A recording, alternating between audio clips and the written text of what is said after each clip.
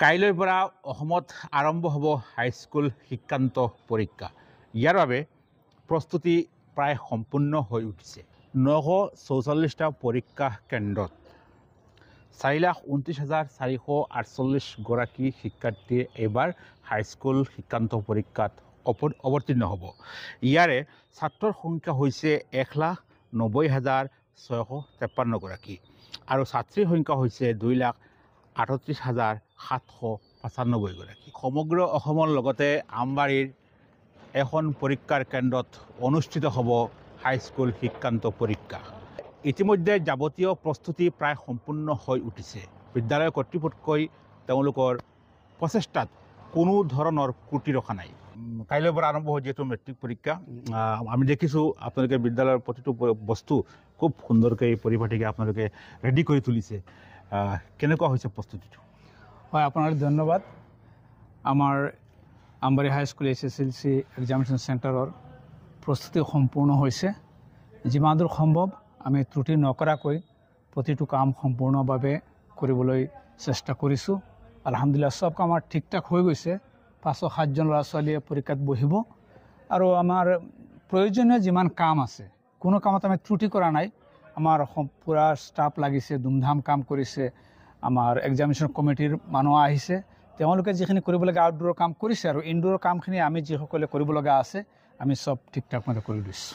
Okay, কেৱল বাকী আছে কাইলৈ ল'ৰা ছোৱালী আহিব, ঠিকমতে বহিব, ঠিকমতে পৰীক্ষা দিব। আমিও আশা কৰিছোঁ খুব সুন্দৰ আৰু সুচাৰুৰূপে পৰীক্ষাটো হওক, কাৰণ আমাৰ এতিয়া বহুদিনীয়া এটা হেঁপাহ আছিল যে আমাৰ অঞ্চলত এখন পৰীক্ষা কেন্দ্ৰ হ'ব। হৈছে আজি 3 বছৰ হ'ব। এইবাৰ 4 নম্বৰ চতুৰ্থবাৰৰ বাবে আমাৰ এইখন কেন্দ্ৰত পৰীক্ষা হৈছে আৰু আলহামদুলিল্লাহ আপোনালোকৰ দুৱাৰ বৰকতত কেতিয়াও কোনো ধৰণৰ কোনো অসুবিধাৰ সৃষ্টি হোৱা নাই। তেনেকৈ হৈছে নাই, কোনো অসুবিধা হোৱা নাই। আমাৰ যোৱা 3 বছৰৰ পৰীক্ষাৰ পিছত যিসকল এক্সটাৰ্নেল বা SO আহিছিল তেওঁলোকে আমাৰ এক্সামিনেশ্যন চেণ্টাৰৰ খুব প্ৰশংসা কৰি গৈছে আৰু এখন শান্তিপূৰ্ণ আৰু খুব শান্তিপূৰ্ণ এটা চেণ্টাৰ বুলি তেওঁলোকে আৰু শৃংখলাবদ্ধ এটা চেণ্টাৰ বুলি তেওঁলোকে ঘোষণা কৰি গৈছে।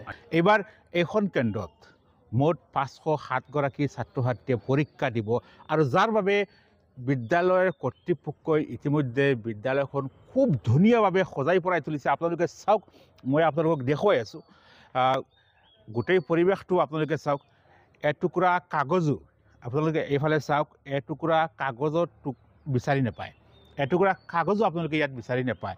সেইফালৰ পৰিৱেশ আমি আপোনালোকক দেখুৱাই আছোঁ। আপোনালোকে বাকীখিনি পৰিৱেশ চাওক, ইমান ধুনীয়া আৰু ইমান সুন্দৰ আৰু পৰিপাটিভাৱে দিনে নিশাই কাম কৰি বিদ্যালয়ৰ কৰ্তৃপক্ষই, আমাৰ ছাৰসকলে, বিদ্যালয়ৰ জড়িত প্ৰত্যেকগৰাকী কৰ্মকৰ্তাই বিদ্যালয়খন সজাই পৰাই তুলিছে যাতে এইবাৰৰ পৰীক্ষাটো অতি সুন্দৰ আৰু সুচাৰুৰূপে পৰিচালনা কৰিব পাৰে। যিহেতু আমাৰ এই অঞ্চলত বিগত বহু বছৰৰ পৰা কোনো পৰীক্ষা কেন্দ্ৰ নাছিল, যিহেতু এইবাৰ হৈছে, যাৰ বাবে আমাৰ ছাৰসকলে, বিদ্যালয়ৰ কৰ্তৃপক্ষই তেওঁলোকৰ চেষ্টাত কোনো ধৰণৰ ত্ৰুটি কৰা নাই। এইবাৰ এই বৃহত্তৰ আমবাৰী অঞ্চলৰ প্ৰায় 507 গৰাকী ছাত্ৰ ছাত্ৰী আহি এই কেন্দ্ৰত পৰীক্ষা দিব বা পৰীক্ষা দিবলৈ আহিব। এই বিদ্যালয়ৰ কৰ্তৃপক্ষই চেষ্টা কৰিছে যাতে যিসকল ছাত্ৰ ছাত্ৰীয়ে ইয়াত পৰীক্ষা দিব তেওঁলোকৰ কোনো ধৰণৰ কোনো সমস্যা নহয় পৰীক্ষা দিবলৈ আহি। প্ৰতিটো বস্তু খুব নিয়ম নীতিৰ মাধ্যমত খুব পুংখানুপুংখভাৱে পৰীক্ষণ কৰিছে আৰু প্ৰতিটো ব্যৱস্থা খুব সুন্দৰভাৱে তেওঁলোকে আগবঢ়াই দিছে যাতে বিদ্যালয়ত যিসকল ছাত্ৰ ছাত্ৰী পৰীক্ষাৰ কাৰণে আহিব তেওঁলোকে সুন্দৰভাৱে জীৱনৰ এই গুৰুত্বপূৰ্ণ পৰীক্ষাটো ইয়াত দিব পাৰে। আকৌ মই পৰিৱেশ যোৱাই চাওক, ইমান ধুনীয়াকৈ পৰিৱেশটো সজাই পৰাইছে। জেৰুল মই অলপ এইফালে দেখাবলৈ চেষ্টা কৰিম।